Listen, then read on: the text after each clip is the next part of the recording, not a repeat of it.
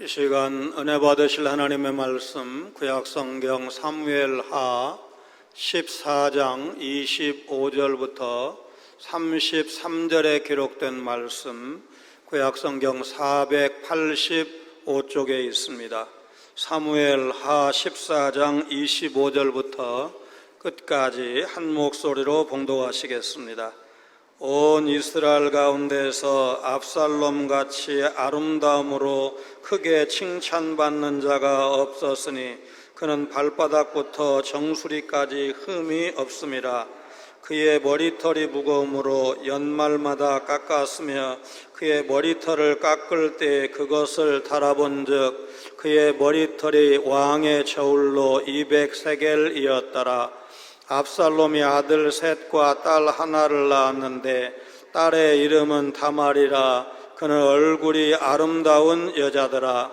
압살롬이 이태 동안 예루살렘에 있으되 왕의 얼굴을 보지 못하였으므로 압살롬이 요압을 왕께 보내려 하여 압살롬이 요압에게 사람을 보내 부르되 그에게 오지 아니하고 또다시 그에게 보내되 오지 아니하는지라. 압살롬이 자기의 종들에게 이르되 보라, 요압의 밭이 내 밭 근처에 있고 거기 보리가 있으니 가서 불을 지르라 하니라. 압살롬의 종들이 그 밭에 불을 질렀더니 요압이 일어나 압살롬의 집으로 가서 그에게 이르되 어찌하여 내 종들이 내 밭에 불을 질렀느냐 하니 압살롬이 요압에게 대답하되 내가 일찍이 사람을 내게 보내 너를 이리로 오라고 청한 것은 내가 너를 왕께 보내 아뢰게 하기를 어찌하여 내가 그 술에서 돌아오게 되었나이까. 이때까지 거기에 있는 것이 내게 나으리이다 하려 함이로라. 이제는 네가 나로 하여금 왕의 얼굴을 볼 수 있게 하라. 내가 만일 죄가 있으면 왕이 나를 죽이시는 것이 옳으니라 하는지라. 요압이 왕께 나아가서 그에게 아뢰매 왕이 압살롬을 부르니 그가 왕께 나아가 그 앞에서 얼굴을 땅에 대어 그에게 절하매 왕이 압살롬과 입을 맞추니라. 아멘. 망명지 그술 땅에서 예루살렘으로 돌아온 압살롬을 다윗이 2년이 지나도록 만나주지 않습니다. 이런 상황에서 압살롬은 꾀를 내서 아버지를 만나는 데 성공합니다. 기지를 발휘해서 자신이 원하는 것을 손에 넣은 압살롬은 세상에서는 환영받는 인물입니다. 적은 누룩이 온 덩이에 퍼지는 데는 긴 시간이 필요하지 않습니다. 마태복음 13장 33절입니다. 또 비유로 말씀하시되 천국은 마치 여자가 가루 서말 속에 갖다 넣어 전부 부풀게 한 누룩과 같으니라. 악한 것을 조금이라도 허용하면 그것이 교회 전체로 퍼지는 것 역시 긴 시간이 필요하지 않습니다. 압살롬의 사면이 초래한 위기가 바로 그러했습니다. 겉과 속이 다른 사람이 있습니다. 외모가 매력적이어도 마음이 선하지 못한 사람은 문제가 됩니다. 민계는 병법 36개 중에 하나로 병사를 움직이지 않고 적의 수장을 미녀로 유혹하여 내고 적의 붕괴를 유도하는 아주 치밀하고 고차원적인 전략, 이렇게 설명이 되어 있습니다. 10길 물속은 알아도 한 길 사람 속은 모른다는 말도 가끔씩 쓰고 있습니다. 그런데도 사람들은 겉모습만 보고 사람을 판단하기 일쑤입니다. 나중에 외모 중시의 사회 현상에 대해서는 좀 더 말씀을 드릴 것입니다. 압살롬은 겉과 속이 다른 전형적인 사람이었습니다. 외모는 머리부터 발끝까지 흠이 없었다지만 그의 마음은 그렇지 않았습니다. 25절은 압살롬이 온 이스라엘에서 가장 아름다운 청년이라는 사실을 강조함으로써 그가 이스라엘 안에서 얼마나 인기 있는 젊은이였는지를 암시하고 있습니다. 압살롬은 발바닥에서 정수리까지 흠잡을 곳이 하나도 없는 미남자로 널리 인정을 받았습니다. 요즘 많이 사용하는 말로 금수저라고 해도 좋을 것입니다. 이런 압살롬의 인기는 아마도 요압이 그를 망명지에서 예루살렘으로 데려온 이유 중에 하나였을 것입니다. 압살롬이 나중에 반란을 일으킬 때 많은 백성의 마음을 훔칠 수 있었던 것도 외모를 바탕으로 한 대중적인 인기를 적극적으로 활용했기 때문일 것입니다. 압살롬의 외모를 두드러지게 보이게 한 것은 무엇보다도 그의 풍성한 머리털이었습니다. 그는 머리털이 많이 자라서 무거워지면 연말마다 깎았는데 그 깎은 머리털의 무게를 재보면 왕궁 저울로 200세겔이나 나갈 정도였습니다. 왕실 저울은 일반 저울과 측량 단위가 달랐습니다. 왕실 저울로 잰 1세겔은 일반 저울의 2세겔에 해당이 됩니다. 1세겔은 11.4g에 해당되기 때문에 200세겔이라고 하면 대략 2.28kg인데 1년 자란 머리카락이 이렇게 무거울 수가 있을까? 평생 나시린으로 삭도를 대지 아니한 삼손의 머리카락은 얼마나 길고 얼마나 무게가 나갈까? 그런 질문을 해봤습니다. 보통 사람이 1년 동안 자랄 수 있는 머리털의 평균 무게 500g에 비하면 압살롬의 머리카락이 남성으로서 지녀야 할 힘의 왕성함과 그 용모에 흠이 없다는 사실을 강조하기 위해서 사무엘서 저자가 약간 과장하지 않았을까? 이런 생각을 해보기도 합니다. 압살롬은 이런 외모에 대해서 상당한 자부심이 있었을 것입니다. 자신의 뛰어난 외모에 도취된 적도 많았을 것입니다. 자신의 외모에 대한 강한 자부심과 자기 도취 그리고 대중적인 인기를 믿고 마침내는 아버지 다윗을 예루살렘 왕궁에서 몰아내는 폐역적인 반란을 일으키게 되었을 것입니다. 그러나 강한 자부심과 자기 도취의 이유가 되었던 길고 아름다운 머리털이 나중에 자신의 목숨을 앗아가는 치명적인 걸림돌이 되는 역설적인 장면을 우리는 사무엘하 18장에 가면 곧 보게 될 것입니다. 삼손도 날마다 그 말로 그를 재촉하여 조름해 삼손의 마음이 번뇌하여 죽을 지경이 되자 들릴다에게 비밀을 알려주었고 블레셋 방백들에 의해서 머리털 7가닥을 밀었을 때 그의 힘이 없어져서 눈을 빼고 옥에서 맷돌을 돌리는 아주 비참한 처지가 되었습니다. 27절에 의하면 압살롬에게는 아들 셋과 딸 하나 곧 사남매의 자녀들이 있었습니다. 그 딸의 이름은 여동생의 이름과 같은 다말이었는데 이름만 같은 것이 아니라 고모와 조카의 얼굴이 아름답다고 묘사한 것도 공통점이었습니다. 아버지인 다윗도 사무엘상 16장 12절 전반절을 보면 이에 사람을 보내어 그를 데려오매 그의 빛이 붉고 눈이 빼어나고 얼굴이 아름답더라 라고 묘사할 만큼 다윗도 인물이 좋았지만 압살롬과 다말 남매의 어머니 마아가의 미모가 뛰어났을 것은 유전학적인 상식을 감안할 때 어렵지 않게 짐작할 수 있을 것 같습니다. 그런데 사무엘하 18장 18절은 좀 다른 내용을 담고 있습니다. 압살롬이 살았을 때 자기를 위하여 한 비석을 마련하여 세웠으니 이는 그가 자기 이름을 전할 아들이 내게 없다고 말하였음이더라. 이제 오늘 본문과 사무엘하 18장 18절이 아주 일치되지 않는데 그 이유가 무엇일까? 새 아들이 일찍 죽어서 그런 것일까? 아니면 비석을 먼저 마련한 뒤에 아들들이 태어난 것일까? 압살롬의 반역 초기에 아들들이 죽었기 때문이라는 성경 해석자의 해석도 있습니다. 여러 가지 가능성이 있을 수 있지만 오늘 본문을 통해서는 정확한 답을 알 수는 없습니다. 압살롬의 외모는 이스라엘에서 비교할 자가 없을 정도로 탁월했습니다. 특별히 그의 풍성한 머리털은 그의 자랑거리였지만 그의 아름다운 외모와 달리 내면은 악으로 가득 찼고 그의 자랑거리였던 머리카락마저 결국 그를 죽게 하는 데 쓰였습니다. 겉은 화려하지만 속은 아무것도 없는 외화 내빈에 해당하는 전형적인 인물이 사무엘서에 두 사람 나옵니다. 사무엘 상의 사울과 사무엘 하의 압살롬이 그 주인공입니다. 압살롬에 대한 묘사는 본문 25절에 자세히 나와 있고 사무엘상 9장 2절에 사울에 대한 묘사가 나옵니다. 기스에게 아들이 있으니 그의 이름은 사울이요 준수한 소년이라.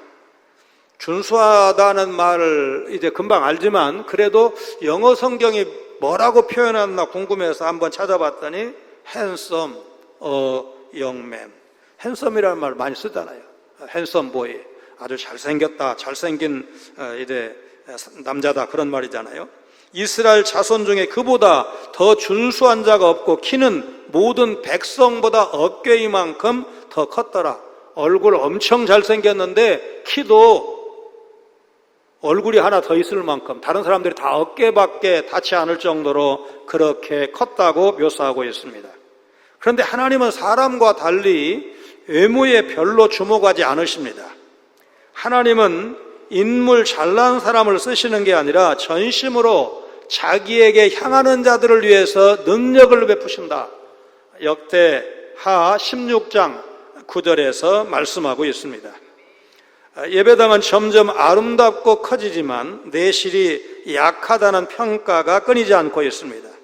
복음이 바르게 선포되지 않고 성도의 삶에서 거룩한 모습이 나타나지 않기 때문일 것입니다. 교회는 사도행전 2장 47절에 말씀한 것처럼 온 백성으로부터 칭송도 받아야 하지만 무엇보다 하나님의 인정을 받기 위해서 힘써야 합니다. 중세 성당의 화려한 외양과 달리 내면은 부패했던 것을 교회의 역사가 증언하고 있습니다. 예술과 건축학적으로는 높은 평가를 받지만 베드로 대성당 건축비를 조달하기 위해서 당시 교황청이 면죄부를 판매한 사실은 널리 알려져 있습니다. 세계에서 세 번째 규모라는 세비야 대성당, 몇 년 전에 당회 연수 때 이제 간 적이 있는데 주교 회의가 열리고 있어서 안에는 들어갈 수가 없다고 그래서 저렇게 겉모습만 이제 보고 왔는데 상당히 섭섭했습니다.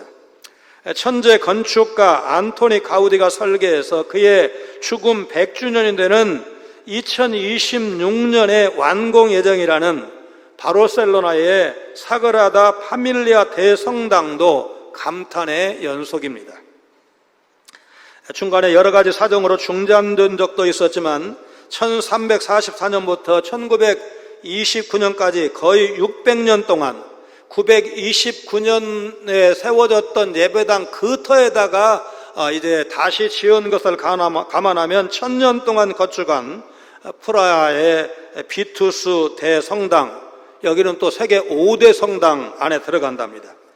음악의 도시 비엔나의 성 슈테판 대성당을 비롯한 유럽의 수많은 예배당, 안타깝지만 많은 경우 텅 빈 채 얼마 안 되는 노인만 자리를 지키고 있고 평일에는 관광객들 차지가 되어버렸습니다. 수많은 전문가가 교회사에 유례없이 잘 나가던 한국교회도 유럽교회의 전철을 밟고 있다고 우려하고 있습니다. 한국교회 미래는 그렇게 되지 않도록 지금이라도 우리가 깨어 있어야 합니다. 오늘 오후 특강에 꼭 오셔야 됩니다. 우리 시대가 한마디로 수상한 시대입니다. 가정과 교회, 학교와 군대는 건강하게 유지되어야 그 나라에 소망이 있습니다. 어린 학생들에게 동성애를 의무적으로 가르치고 군대에서 선임에 의해서 후임이 성폭행을 당해도 처벌할 수 없도록 법제화한다면 그것이 어떻게 개인 문제입니까? 한마디로 국방력 붕괴를 이어올 수 있는 매우 민감한 일인데 지금 방향을 잘못 잡고 있습니다. 오늘 강사로 오시는 집사님은 원래 약대를 나온 약사가 직업인데 지금은 아예 생업을 접고 차별금지법, 평등법, 건강가정기본법, 하여튼 명칭은 여러 가지로 이렇게 다양하지만 이런 법을 막는 일에 국내는 물론이고 해외까지 아마 2주 전에는 이제 영국에 초청을 받아서 영국에 가서 강의를 했는데 하도 동성애 안 됩니다, 차별금지법 안 됩니다, 이거 하도 외치니까 당신 가만히 두지 않겠다 협박도 받고 있다는 인터뷰 기사를 읽은 적이 있습니다. 3년 동안의 망명 생활을 끝내고 예루살렘으로 돌아온 압살롬은 2년이 지나도록 아버지를 만나지 못했습니다. 아버지가 만남을 원하지 않았기 때문입니다. 다윗과 압살롬 두 사람은 같은 예루살렘에 살면서도 마치 지구 반대편에 사는 것처럼 그렇게 소원하게 지냈던 것입니다. 이 상황을 답답하게 여긴 압살롬은 자신과 아버지 사이를 중재할 수 있는 책임자로 요압을 떠올렸고 그를 만나기 위해 사람을 2번이나 보냈습니다. 그런데 요압은 2번 모두 압살롬의 요청을 무시했습니다. 요압은 압살롬이 예루살렘으로 돌아오는 일을 위해서 발벗고 나설 정도로 압살롬 편에 기운 사람이었지만 요압 입장에서 이제는 압살롬과 거리두기 하는 것이 낫다고 판단했기 때문일 것입니다. 압살롬이 예루살렘으로 귀환한 후에 상당한 시간이 지나도 계속해서 왕이 그를 만나주지 않는 상황에서 왕의 심기를 건드리면서까지 계속해서 압살롬을 위해서 나서는 것은 적절치 않다, 지혜롭지 못하다고 판단을 했을 것입니다. 압살롬은 망명 후 3년, 예루살렘으로 돌아온 지도 2년, 도합 5년 동안 아버지 다윗을 만나지 못했습니다. 고종사촌이기도 한 요압이 2번씩이나 자신의 부름을 거부하자 압살롬은 정들을 시켜서 자신의 밭 가까이에 있는 요압의 보리밭에 불을 지르게 했습니다. 압살롬은 자신의 목적을 이루기 위해서 수단과 방법을 가리지 않는 사람이었던 것입니다. 실정법으로 처벌도 가능한 폭력적인 방법도 서슴없이 행합니다. 성도는 모든 일을 하나님의 순리대로 해야 합니다. 안 되는 일을 폭력적 수단으로 억지로 해서는 안 됩니다. 다윗 왕이 만남을 거부하고 있기는 해도 압살롬은 여전히 다윗의 아들이요 왕자 중에 한 사람이었기에 이스라엘의 군사령관 요압으로서도 그 압살롬을 이제 무시할 수는 없었을 것입니다. 압살롬의 이런 행동은 삼손이 자기 아내를 빼앗아 친구에게 주어버린 일에 대해서 여우 300마리를 잡아서 꼬리를 매서 블레셋 사람들의 곡식단과 곡식밭, 포도원과 감람나무들을 불태워서 원수가 봤던 사사기 15장의 사건을 생각나게 합니다. 압살롬이 예상한 대로 요압은 자신의 보리밭에 불을 지르도록 지시한 압살롬을 찾아왔습니다. 요압은 31절에서 압살롬에게 왜 자신의 보리밭에 불을 질렀는지를 압살롬에게 따져 물었습니다. 지난 시간 살펴본 바와 같이 압살롬을 이스라엘로 다시 불러들인 요압은 사실 순수한 마음에서 다윗과 압살롬을 화해시키려고 한 것은 아니었습니다. 오히려 자신의 정치적 야망을 이루기 위한 그런 속셈에서 그 일을 주선했습니다. 망명 중인 압살롬에게 호의를 베풀어서 정치적인 입지를 더욱 견고하게 하려던 그의 계획은 압살롬의 끝없는 야심과 돌출 행동으로 수포가 되었습니다. 요압의 보리밭에 불을 붙인 압살롬의 야망은 걷잡을 수 없이 이제 이스라엘 전체로 들불처럼 번져 나가는 것을 우리가 다음 시간에 볼 것입니다. 이스라엘은 하나님 나라가 아니라 사람의 나라를 세우려고 하는 압살롬에 의해서 왕국 전체가 큰 화를 입게 됩니다. 교회사를 보면 콘스탄티누스 대제에 의한 밀라노 칙령으로 기독교가 공인되면서 많은 유력 인사와 재물이 교회로 들어왔습니다. 주위에 380년 테오도시우스 황제에 의해서 기독교가 로마의 국교가 됩니다. 기독교가 국교가 된다는 것은 다른 종교에 비해서 기독교가 특권을 갖는다는 뜻입니다. 로마의 공무원이 되기 위해서는 기독교 신자여야 했습니다. 국가는 예배당 건축에 재정을 지원했고 심지어 성직자의 생활비도 지급했습니다. 그렇다 보니까 성도들은 교회에 헌금할 필요가 현저하게 줄어들었습니다. 교회는 점점 신앙보다 세속적 가치관이 지배하기 시작했습니다. 권력과 재력가들이 교회에 나오기는 했지만 믿음의 수준은 점점 하향 평준화되었습니다. 그 이후에 교회는 오히려 거룩한 모습을 잃어갔습니다. 그리스도인은 특권을 누리면서 신앙적으로는 나태해져 갔습니다. 그래서 오늘 우리는 고민해야 됩니다. 지금도 거룩함보다 이익을 앞세우지 않는지, 교회의 위기는 거룩함 대신 사소한 이득을 취하려고 할 때 밀려온다는 사실을 교회 역사에서 우리는 뼈저리게 배워야 합니다. 압살롬은 요압에게 두 가지 목적 때문에 그를 계속 만나고자 했다는 사실을 밝힙니다. 첫째로 그는 요압을 아버지 다윗에게 보내서 왜 자기를 망명지 그술에서 예루살렘으로 돌아오게 했는지를 묻고 싶었습니다. 그가 예루살렘으로 온 지 2년이 되도록 아버지 다윗을 만난 적도 없고 얼굴을 본 적도 없었습니다. 예루살렘에서 이처럼 유배된 단절될 삶을 살 바에야 차라리 그슬 지역에 그대로 있는 것이 더 좋을 뻔했다는 것이 압살롬의 하소연입니다. 둘째로 압살롬은 아버지 다윗 왕의 얼굴을 뵙고 싶었습니다. 그는 자신에게 아직 죄가 남아있다면 차라리 죽여달라고 요청하는 것이 낫다고 말합니다. 이런 태도는 아직까지도 자신의 죄를 제대로 알지 못하는 교만함이고 아버지를 향한 적대감의 표현이기도 합니다. 압살롬은 자신만 옳고 다른 사람은 다 잘못되었다는 일종의 확증 편향에 갇혀 있었습니다. 2년 동안 합당한 처벌이 없었던 여동생 성폭행범인 암논을 죽인 것은 왕이 어떤 처벌도 하지 않는 상황에서 그렇게 나쁜 놈에 대한 단죄는 불가피한 일이었다고 주장하고 싶었을 것입니다. 그러나 성도는 자기 기만을 조심해야 합니다. 언제나 정확한 기준인 말씀이라는 거울을 통해서 자신을 봐야 합니다. 압살롬은 말씀에 규정된 대로 이행하도록 아버지이자 왕인 다윗에게 요구했어야 합니다. 동생을 성폭행한 것도 육계명 위반이니까 당연히 범죄지만 살인도 역시 범죄입니다. 그러니까 잘못입니다. 그래서 그 절차를 밟지 않고 자기가 사적으로 단죄한 것은 잘못입니다. 아버지 다윗 왕을 만나게 달라는 압살롬의 강력한 요구를 받은 요압은 33절에 논리적으로 거절할 수 없자 다윗 왕에게 나아가서 압살롬의 생각과 의중을 그대로 전합니다. 그리고 다윗은 자기 아들 압살롬을 왕공으로 부릅니다. 다윗 앞에 선 압살롬은 22절에 요압이 그렇게 했듯이 얼굴이 땅에 닿도록 절을 했고 아들 압살롬에게 왕은 입을 맞추었습니다.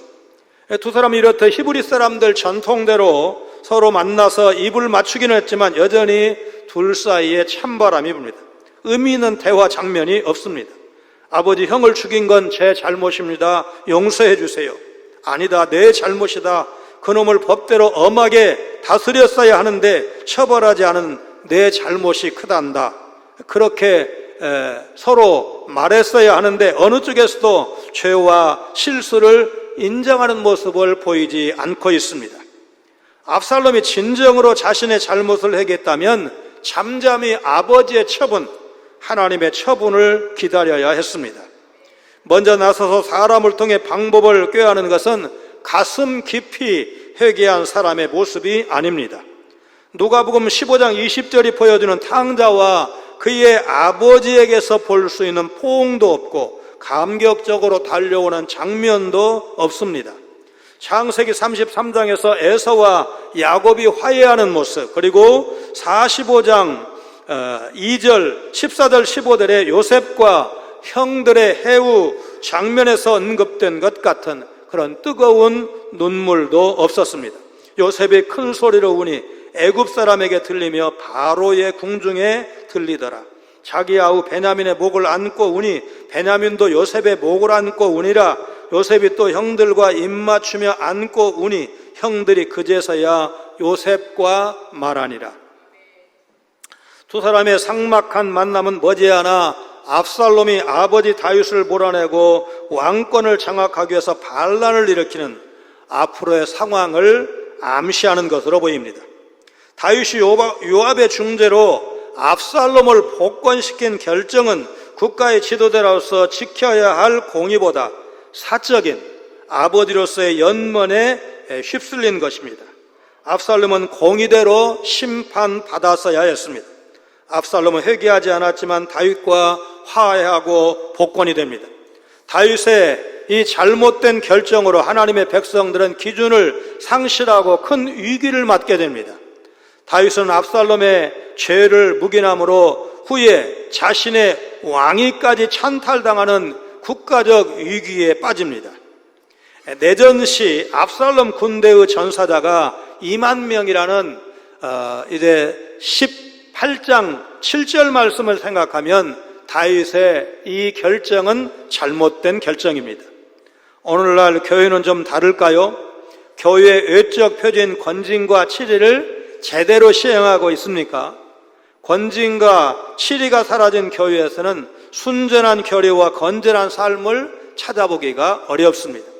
거룩함의 기준이 약해질 때 교회는 늘 타락해 왔다는 사실을 우리는 이미 살펴본 바가 있습니다. 교회에서 하나님을 경외하는 모습이 사라지고 주에 대한 경각심이 흐려지면 교회가 점차 세상을 닮아갑니다. 성도들은 공동체성을 중요하게 여기지 않고 개인주의적인 그런 신앙생활과 교회 생활을 해나갑니다. 권징과 치를 우습게 여기고 권징의 대상이 되면 교회를 옮기면 그만이라고 생각하는 사람들이 적지 않습니다. 교회 스스로가 그동안 권징과 치리를 제대로 시행하지 않았기 때문입니다. 교회가 거룩함을 상실하면 세상이 바라볼 초월적 소망의 근거가 사라집니다. 그뿐만 아니라 교회가 세상에 쉽게 동화될 것입니다. 하나님은 사람들이 인정하는 세상의 성공과 성취가 잠깐 피다치는 꽃처럼 허무한 것이라고 말씀하십니다. 하나님의 은혜로 인해 교회의 거룩함이 회복되어야 합니다. 외모가 뛰어나면 국회의원, 시장 등 선출직에 유리하고 상류층과 결혼할 확률도 높다는 사실은 이제 상식에 속합니다. 캐나다 연구자들에 의하면 의회 선구에 입후보한 후보들의 매력을 1, 2, 3등급으로 나눠서 나중에 얻은 득표수와 비교했을 때 잘생긴 후보들이 그렇지 않은 후보들에 비해서 3배나 많은 표를 얻은 것을 확인을 했는데 이제 학자들은 이것을 존 F 케네디 효과라고 이름을 붙였습니다. 영화배우 출신의 로널드 레이건, 또 빌 클린턴 전 미국 대통령, 우리나라의 정동영 전 의원, 홍정욱 전 의원 같은 분이 인물덕을 본 사람이다. 저는 그런 생각을 좀 해봤습니다. 1960년 대선에서 처음으로 텔레비전 토론이 도입이 되었는데 상대적으로 늙어 보이는 관록의 닉슨과 당시 43살로 젊고 잘생긴 존 F 케네디를 텔레비전 화면으로 직접 본 유권자들이 케네디를 선택하게 하는데 결정적인 영향을 미쳤다는 것이 선거 전문가들의 공통적인 분석입니다. 뉴욕의 로체스터 대학교 심리학과 데이비드 랜디와 해럴드 시걸이 자신의 제자들에게 여고생들이 쓴 수필 에세이의 점수를 매기게 했습니다. 10점 만점에 6.6에서 4.7점까지 좁은 점수 분포를 보였습니다. 그러나 수필 앞에 여학생들의 사진을 첨부하자 예쁜 여학생의 경우에 1.5점 이상 올랐고 그렇지 못한 외모의 소유자는 심한 경우 2.7점이나 떨어졌습니다. 더 놀라운 이야기는 텍사스 휴스턴 대학교 학자들이 텍사스 법원의 판결 2235건을 분석한 결과 같은 죄를 저질러서도 판사들은 외모에 따라 많게는 벌금 400달러에서 1,400달러까지 차이가 나는 판결을 냈고 형량도 2배 가까이 차이가 났습니다. 특히 성범죄와 사기죄의 경우 혐오감을 주는 험악스러운 남성 용의자들에 비해서 예쁜 외모를 지닌 여성 혐의자들은 형량의 절반밖에 되지 않았다는 것입니다. 외모에 열광하는 세상에 살고 있습니다. 얼짱이라는 말이 유행하는 요즘 우리 사회는 정말 외모를 중요시하고 외모를 전부로 여깁니다. 그래서 성형수술이 유행하고 이제 다른 전공을 했던 의사들이 성형외과, 성형할 수 있는 그런 과로 옮긴다는 얘기를 많이 들으셨을 것입니다. 그런 이 세상의 흐름대로 우리도 그렇게 봐야 할 것인가? 여러분, 우리 믿는 사람이 그럴 수는 없지 않습니까? 왜냐하면 하나님이 중심을 보시는 하나님이시기 때문에 그렇습니다. 교회에 예배하러 오실 때 너무 호화로운 옷은 위화감을 줄 수 있어서 좀 자제할 필요가 있지만, 그럼에도 용모, 복장은 꼭 단정하게 하셔야 됩니다. 장례식과 결혼 예식장에 정장을 하고 가시는 분이라면 예배에도 정장으로 오시는 것이 맞습니다. 아마도 이미 경험하신 분들도 많이 계실 텐데, 이제 누군가가 돌아가시고 나면 그 유품을 정리하게 되는데, 이렇게 좋은 옷 좀 자주 입고 다니지, 아쉬워하면서 그 옷을 이걸 누가 입어야 되나, 이걸 어떻게 처리해야 되나, 그래서 아까운 옷도 버리고 태우고 그러는 것을 우리는 알고 있습니다. 성도가 힘써 가꿔야 할 것은 겉모습만이 아니라 심령입니다. 예수님은 팔복 가운데 첫 번째로 심령이 가난한 자는 복이 있나니 천국이 그들의 것이며 라고 말씀하셨습니다. 겉모습을 남복에 부끄럽지 않도록 깨끗하게 정리하는 일도 신경을 쓰셔야 하고, 무엇보다 중심을 보시는 하나님께 인정받는 일꾼 되도록 성령님 모시기에 부끄럽지 않은 마음밭도 아름답게 가꾸시는, 그래서 하나님께 인정받는 여러분 되시기를 주님의 이름으로 축원합니다. 거룩하신 하나님, 사람들에게 인기 만점이었던 외모가 출중한 압살롬 같은 사람보다 중심을 보시는 하나님은 여호와를 전심으로 향하는 믿음의 사람을 쓰신다는 사실을 알게 하셨사오니 하나님 마음에 합당한 일꾼으로 살게 하여 주옵소서. 범죄한 다윗에게 경고하신 징계가 계속되는 것을 보면서 자손만대 깨어 순종하는 신앙인으로 살게 하여 주옵소서. 회개하는 죄인의 죄를 용서하시지만 죄에 대해 묵과하지 않으시는 하나님의 공의로우심을 기억하며 경건한 신앙인으로 살게 하여 주옵소서. 교인은 사람들에게 칭찬받는 일에도 열심을 내야 하지만 하나님께 인정받는 거룩한 공동체로 서야 할 것을 깊이 생각하는 성광의 가족들 되게 하여 주옵소서.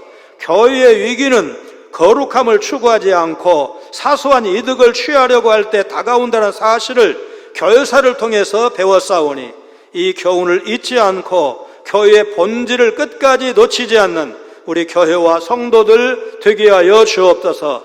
인간적인 연민으로 공의롭게 치리하지 않으면 거룩함의 기준이 모호해지고 교회의 거룩함이 흔들리면 이제 죄가 들어와서 말씀 중심의 거룩한 공동체를 세워갈 수 없다는 사실을 우리가 기억하며 하나님 말씀대로 거룩하게 살기를 힘쓰는 우리 모두가 되게 하여 주옵소서. 예수님 거룩하신 이름으로 간절히 기도하옵나이다. 아멘.